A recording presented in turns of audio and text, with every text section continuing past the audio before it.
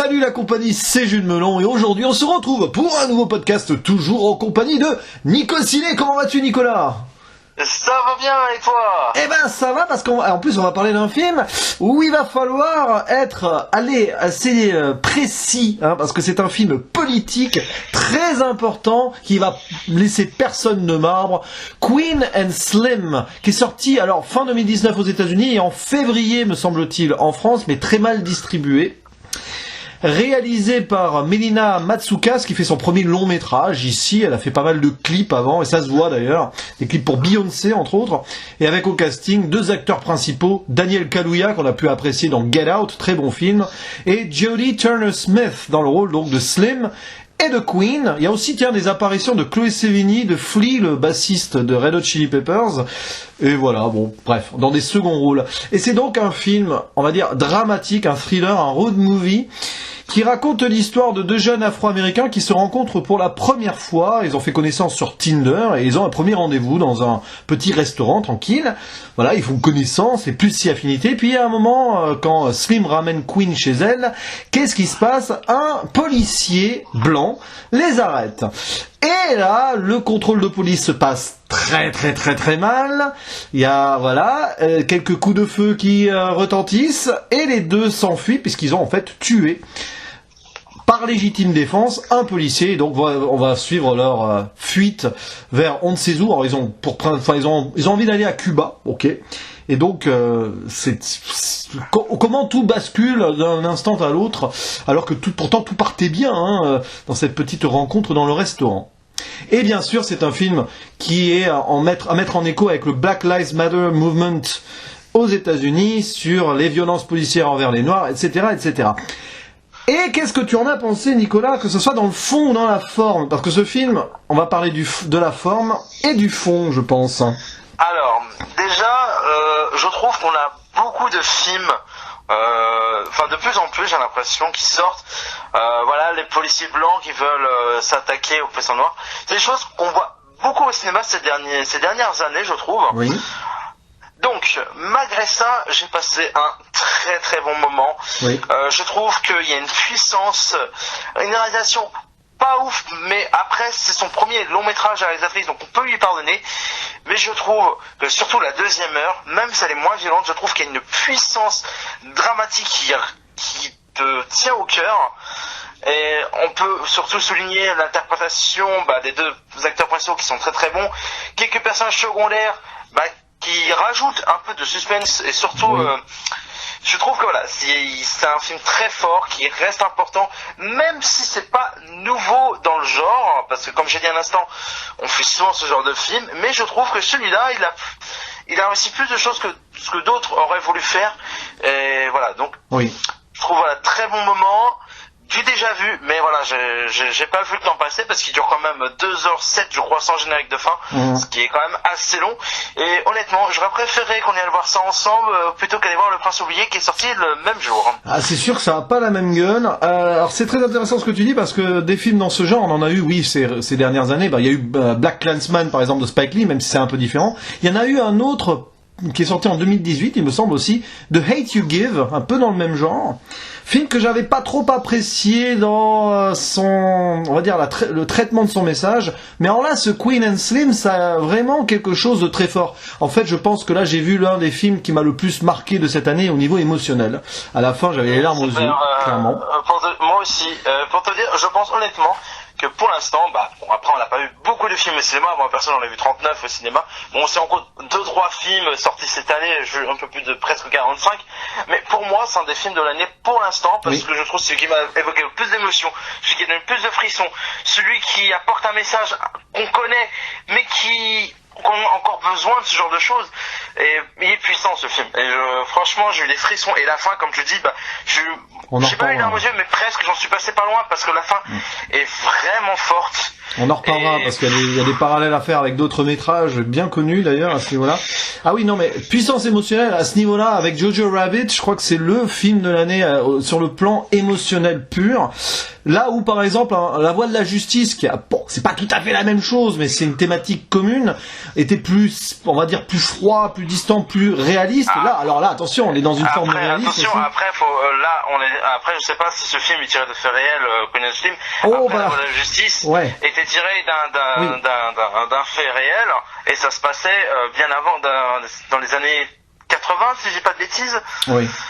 Mais là, Queen and Slim, c'est pas adapté de faits réels directement, mais c'est une compilation de faits réels qui ont été mis bout à bout pour raconter une histoire. C'est très romanesque. Hein. C'est une sorte de Bonnie and Clyde. Hein, voilà, des gens qui deviennent des fugitifs, des criminels recherchés par tout le monde. Et pourtant, nous, on voit dans cette scène, bon, pas d'introduction, mais la deuxième scène du film, la deuxième séquence, on voit que c'est terrible ce qui leur arrive. D'ailleurs, je suis un petit peu étonné de l'attitude de ce policier blanc, qui a pas l'air spécialement raciste de prime abord, mais bon, pour faire ce qu'il fait, c'est quand même assez. Je pense qu'on en est là. Mais malheureusement, c'est des choses qui arrivent encore très souvent. Hein. Ah oui, mais d'ailleurs, c'est marrant parce que ce qui se passe là, c'est pour montrer qu'il y a une banalisation d'une certaine forme de racisme aux États-Unis envers les Noirs, et c'est ça que le film veut montrer. Il y a quelques scènes qui m'ont rappelé un film qui est sorti l'année dernière, notamment la scène où les gens veulent, entre guillemets, être contre la police. C'est le film qui s'appelle The Hate Give Line. Ah bah c'est ça, c'est ce que je parlais, c'est ce dont je parlais il y a quelques instants là, The Hate You. Eh ben, il y a beaucoup de scènes qui m'ont rappelé ce film. Exactement. Personnellement, j'avais bien aimé ce film-là. Après, je trouve qu'il ça manquait de subtilité dans sa réalisation, dans certains messages qu'il voulait faire passer. Oui. Mais je trouve que là, dans Queen and Slim, même si ça part d'une même base, parce que le début, sans spoiler, ça part un peu du même principe, une histoire de coup de feu. Ouais. Et puis après, ça part un peu en couille. Donc il y a un peu une base un peu similaire, même si la trame narrative prend des directions différentes. Oui. Donc il y a beaucoup de scènes qui m'ont fait penser à ce film. Mais personnellement, comme un film que j'ai trouvé meilleur, parce que je trouve que le message est mieux amené et mieux, mieux raconté, quoi. Oui, et puis c'est assez fort aussi de la part de la réalisatrice qui impose un style d'emblée. Alors il y a des maladresses parce que c'est un premier long métrage, notamment au niveau du rythme. Il y a peut-être certaines scènes qui ont. Il y a certaines scènes qu'on aurait pu supprimer.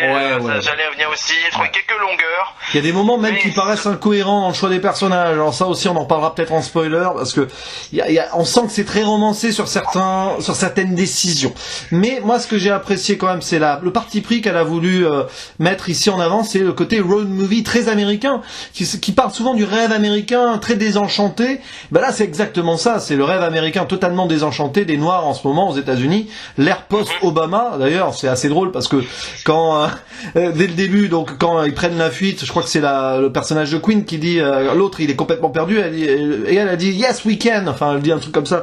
Donc c'est vraiment un écho à Obama et c'est terrible parce que ces deux personnages là, donc Slim et Queen, qui sont très différents. T'as Slim qui est quelqu'un de très humaniste, très limite pacifiste, c'est un petit peu le Martin Luther King si tu veux de l'histoire, et en face t'as Queen qui est une battante en mode Malcolm X, plutôt une avocate qui connaît ses droits, et c'est marrant de les voir coexister avec difficulté, puis finalement s'accorder sur le fait et s'accorder sur le fait que peu importe ce qui leur arrive, ils sont condamnés, hein, parce que là l'Amérique les a condamnés d'avance, les médias notamment, et puis les gens qu'ils rencontrent, c'est assez étonnant parce que là aussi on va y revenir sur les spoilers je pense, mais il y a des personnages assez étranges là-dedans, notamment l'oncle de Queen. Il y a une relation très ambiguë entre Queen et son oncle, c'est très improbable d'une certaine manière, mais là on y reviendra aussi en spoiler. Puis alors la mise en scène, c'est marrant parce qu'on voit que c'est une réalisatrice de clips à la base, parce qu'il y a beaucoup de musique d'ailleurs, hein, ça fait un peu la VO que je trouve excellente, le mélange de funk, de rap, de hip-hop et de jazz. J'ai beaucoup chasamé pendant le film, parce que il y a la VO qui est très très bonne. Ce petit moi en plus qui adore le jazz, donc c'est moi qui aime le hip-hop. En fait, il y a beaucoup de styles que j'aimais et puis bon, bien sûr, beaucoup de musique noire, ça se sent au niveau des voix, des chansons. Voilà, c'est vrai que par moments, ça fait un peu clip, mais je trouve que ça passait bien et toutes les musiques collaient parfaitement à l'image, et ça prouve que voilà que cette réalisatrice était très bonne en tant que réalisatrice de clip. En tant que film, je trouve que c'est un bon début. À voir si elle fait d'autres longs métrages, mais moi honnêtement, j'ai envie de voir j'ai envie de suivre ce qu'elle fera plus tard. Mais en termes de réalisation, c'est pas ouf. Effectivement, tu sens qu'il y a quelques côtés clips, surtout grâce à la bande son. Mais personnellement, j'ai adoré la bande son. Et puis la bande son qui fait très... Alors il y a un hommage à la Blaxploitation des années 70 par exemple, et puis la musique plus actuelle aussi pour montrer en fait... avec la musique et le parcours des deux personnages, on voit tout simplement l'évolution des Noirs aux États-Unis, quoi, tout simplement. Mais il y a de tout en musique, hein, comme j'ai vu, comme l'actualité de maintenant, comme un peu plus vieux et tout. Non, mais... Ah oui. Et puis voilà, c'est... T'as vu qu'il y a beaucoup de plans fixes aussi.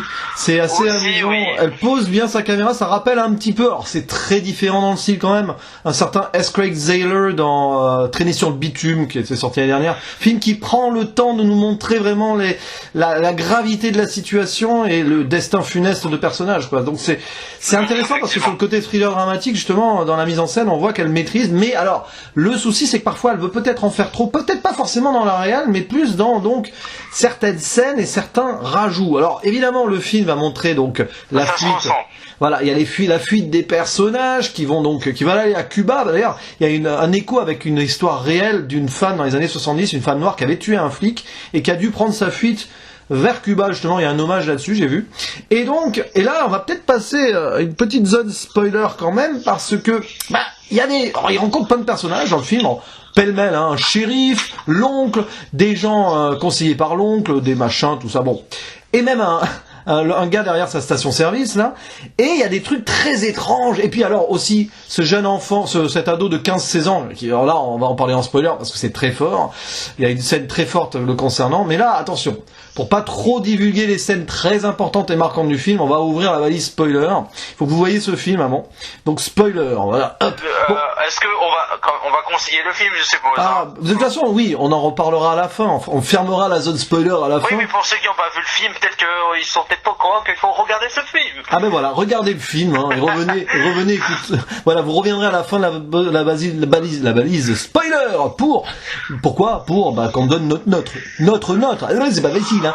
Et là, attention, spoiler, parce que bon, à la fin, évidemment, les deux meurent, mais ça tu le sens très très vite arriver, tu sais très vite que ça ne peut se finir que comme ça. Ça rappelle un peu Thelma et Louise d'ailleurs, ce côté romancé de fuite de deux femmes. Alors là, c'était deux femmes, hein, qui étaient coupables, mais légitime défense, et qui savaient que de toute façon ça se finirait mal. Bah là, c'est un peu pareil, on sent très vite de toute façon, à travers les personnages, que ça va mal finir. D'ailleurs, pratiquement dans la seconde moitié du film, on sent qu'ils veulent à tout prix profiter des derniers moments, hein, notamment la scène une scène de danse dans un bar, bon, un peu longue, hein, mais on sent que c'est la dernière danse. C'est une scène très longue.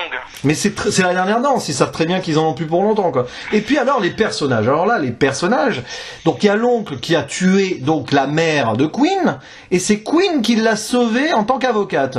C'est très particulier quand même, ça. C'est pas banal. Disons, après, le boulot d'un avocat, c'est que voilà, Ouais, mais bon, il a tué sa mère. Ton client qui soit coupable ou pas, malheureusement. Alors il a tué sa mère par accident, mais quand même, quelle force de caractère d'aider quand même son oncle là-dessus, la famille avant tout. Il y a le shérif bon samaritain qui est un personnage blanc positif, et ça, voilà, là, tu vois, là, je suis content. Parce que là où The Hate You Give vraiment passait sur une forme de machiavélisme en présentant tous les personnages blancs méchants et les noirs victimes, là au moins on a une petite subtilité.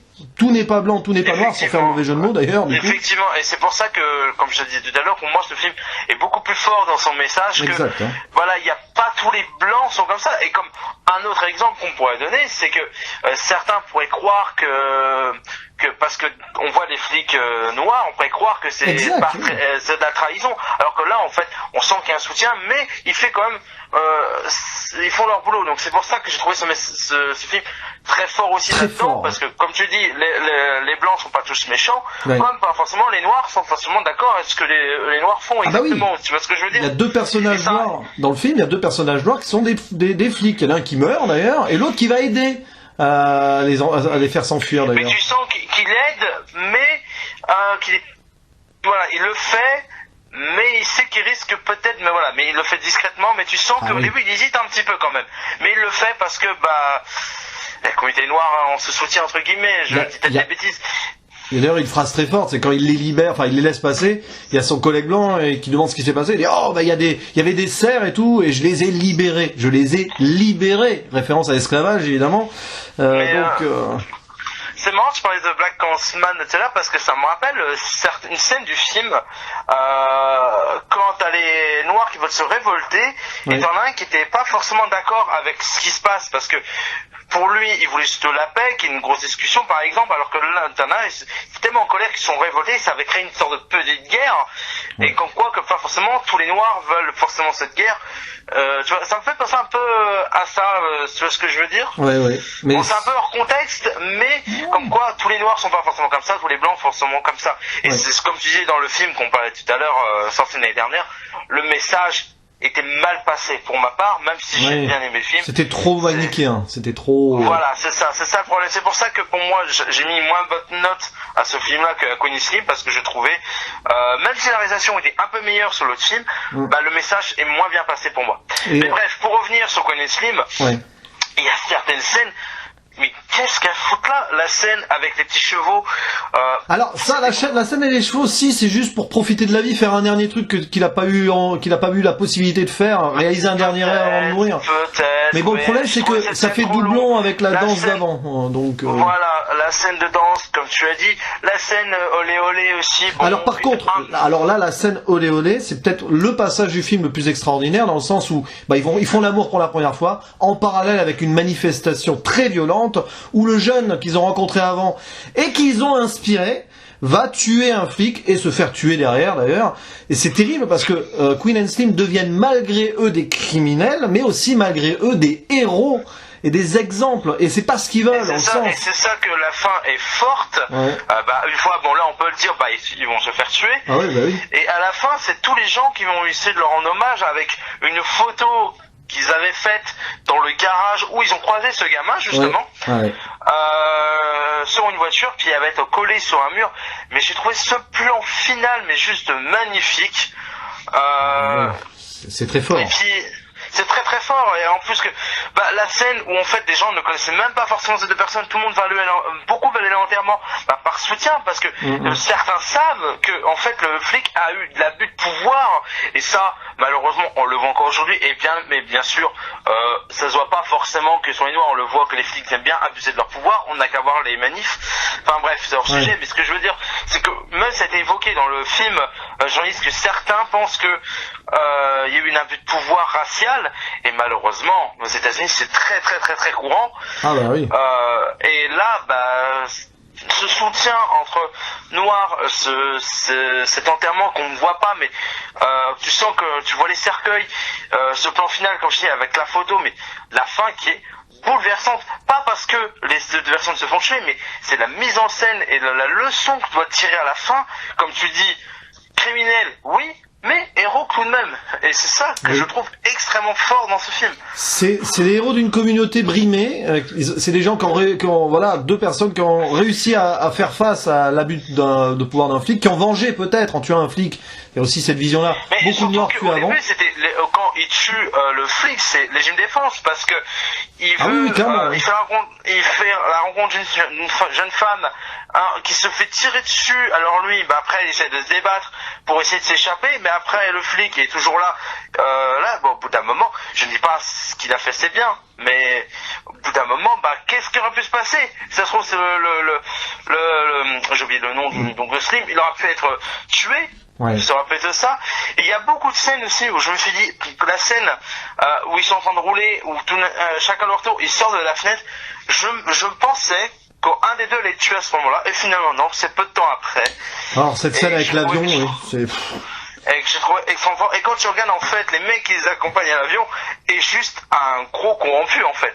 Et il a ramassé le pognon, et puis en fait, oui, c'est ça. Et il a les additions du pognon, et de toute façon, c'est là que tu vois, une fois de plus, que le pognon, t'as beau être d'une certaine communauté, le pognon sera toujours plus fort. C'est ça, on a le personnage du shérif blanc, très bon samaritain et tout, et puis le passeur, au final, noir, qui ne pense qu'au pognon et qui les livre, en gros. Donc oui, c'est là où il n'est pas manichéen, ce film, et c'est très bien là-dessus. Alors après, par contre, la fin, il y avait peut-être une surdose de drama, quand même, sur le plan ralenti, tiens, d'abord Queen qui est tué, puis lui il avance avec Queen dans les bras.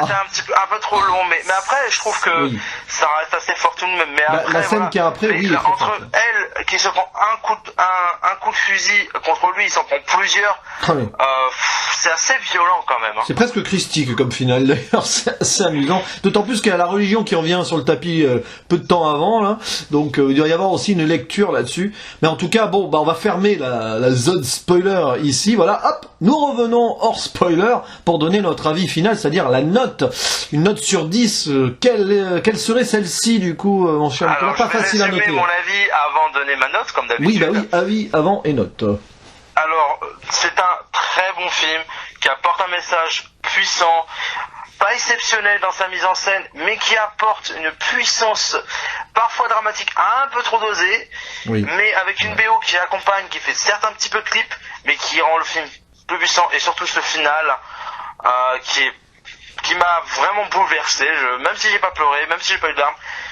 J'en étais pas loin, donc c'est un très bon film qui a un message très important.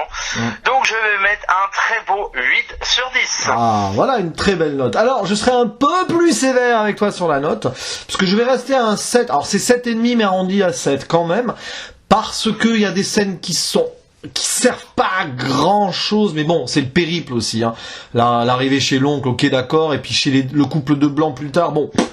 Pourquoi pas, mais le film aurait pu avoir une demi-heure de moins, il aurait gagné en force et en puissance peut-être selon moi. C'est vrai que par moment il gagne un peu trop longueur, peut-être pas forcément une demi-heure de moins, mais un petit quart d'heure. Ouais, voilà, et je pense que ça aurait recentré justement la puissance émotionnelle de l'ensemble, mais bon, c'est vraiment, pour un premier film en tout cas, c'est réussi parce qu'il y a une patte, une patte artistique. C'est un peu pour ça que j'augmente un peu ma note, parce qu'à la base j'étais entre 7, 7,5, 8, mais je trouve par rapport, pourquoi j'ai mis 8, parce que comparé déjà c'est une première réalisation qui est pour moi réussie, ça me donne envie d'en voir plus sur cette réalisatrice.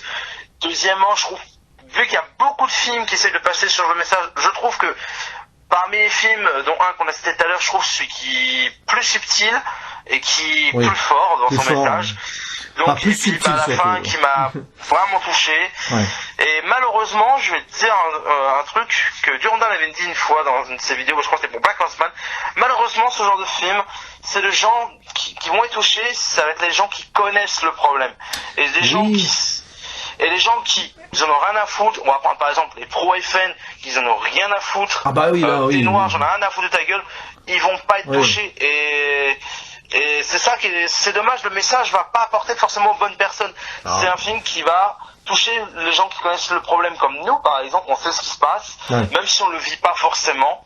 Voilà. Et c'est pour ça que voilà, malgré que je ne vis pas le fait que ça m'a beaucoup touché, c'est pour ça que je mets une très bonne note, parce que comme une fois on nous a fait un reproche parce qu'on vit pas, c'est pour mine de rien, on vit pas la situation, on peut pas être touché. Et ben voilà, là je vais répondre à cette personne qui dit qu'on ne vit pas forcément ce qui se passe aux États-Unis par rapport à ça. Et pourtant, moi j'ai aussi été touché. Donc voilà, ça sera ma conclusion. Bah c'est une très bonne conclusion. Et puis voilà, prise de risque dans ce film quand même. Alors oui, il y a des décisions de personnages qui paraissent complètement improbables et tout, mais c'est peut-être aussi pour renforcer le côté perdu aussi des protagonistes principaux après ce qui leur est arrivé. On serait pareil, on saurait plus sur quel pied danser, entre espoir, désespoir, profiter, se cacher, c'est un peu le mélange. Mais en tout cas, voilà, un très bon premier film. Et oui, c'est un des très bons films de cette année. Il est clairement dans mon top 10 de l'année, ça c'est sûr, sur la quarantaine de films que j'ai vus. Voilà. Pour te dire, j'étais assez déçu de cette année parce que j'avais pas grand chose à part le cas Richard Jewell que j'avais bien aimé. J'avais plutôt bien aimé La Voie de la Justice. En avant, Jojo Rabbit. Voilà. En avant, Jojo Rabbit, faudrait que je le revoie pour le réévaluer parce que j'ai bien aimé, mais il y a des choses qui m'ont gêné. Je ne suis pas aussi content que la plupart des gens, mais bon, faudrait que je vais le revoir. De toute façon, c'est prévu. Mais bref, je trouve que pour moi, pour l'instant, je veux dire honnêtement, il fait partie du top 3 des films que j'ai vu cette année, quoi. En tout cas, on vous le conseille, parce que si vous avez envie... Alors évidemment, ne soyez pas trop déprimés avant de le regarder, mais ça fait réfléchir et ça fait relativiser aussi sur notre condition, voilà, c'est aussi intéressant. Voilà, et quand on sait ce qui se passe aux États-Unis sur le plan civilisationnel et historique, oui, il y a un très très gros écho. Voilà un film que j'utiliserai peut-être à l'avenir avec mes élèves d'ailleurs. Tiens, au passage, il y a pas mal de choses intéressantes à prendre de là-dedans. Merci beaucoup mon cher ami du coup pour ce podcast. Mais merci à toi, c'est un plaisir de parler de ce film. Pour une fois qu'on ne parle pas de comédie. Oui, voilà, on a fait Pinocchio, conte fantastique, une comédie donc avec Forte, et là, Queen and Slim. Quel sera le prochain? Grand mystère, suspense. En tout cas, d'ici là, on vous dit à la prochaine. À la prochaine. Ciao.